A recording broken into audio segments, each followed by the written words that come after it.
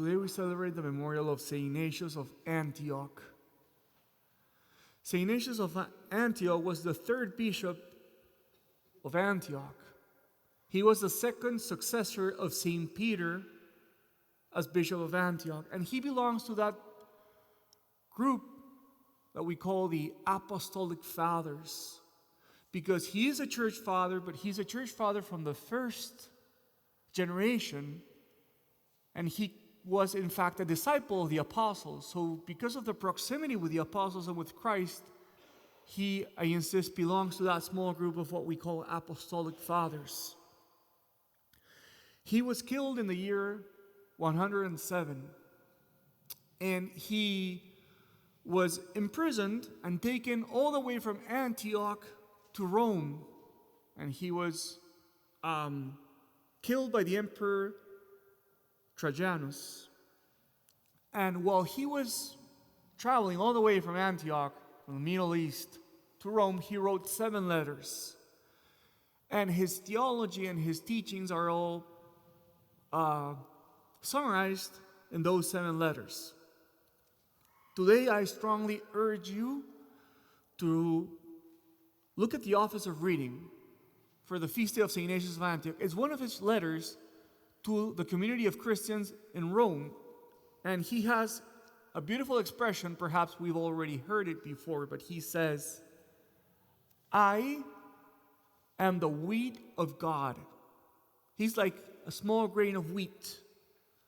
And he says, I am to be destroyed by the teeth of the beasts so that I can turn from wheat into the bread of Christ. Something that stands out when you read the office of reading today is that St. Ignatius of Antioch was anxious to die. It's interesting because we are all afraid of dying. Sometimes the saints, they accept death with resignation and with patience. But St. Ignatius of Antioch, he was a saint that was yearning to die. In fact, he writes to his fellow Christians, he says, please do not do anything to interrupt my death. Like, don't try to help me. That wouldn't be helping me. You would be helping the devil. Don't interrupt my death. He says, in fact, I think of my death as a new birth. And he says, I can only be fully a man when I die. So I was wondering, and with this I finish, why was St. Ignatius of Antioch so eager to die? Why? Did he hate his life? No. He was eager to die because he had already died to this world. There's nothing in this world that he ambitioned or cared for.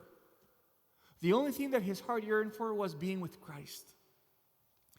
So I think that it is our duty in the feast day of the martyrs to evaluate ourselves and to ask, how much have I died to this world? How much have I died to my attachments, to my worldly possessions, to my ambitions, to my pleasures? Brothers and sisters, let us today be inspired by the image of St. Ignatius of Antioch, yearning for his martyrdom, to remember that we too ought to die to this world so that we can fully live for Christ.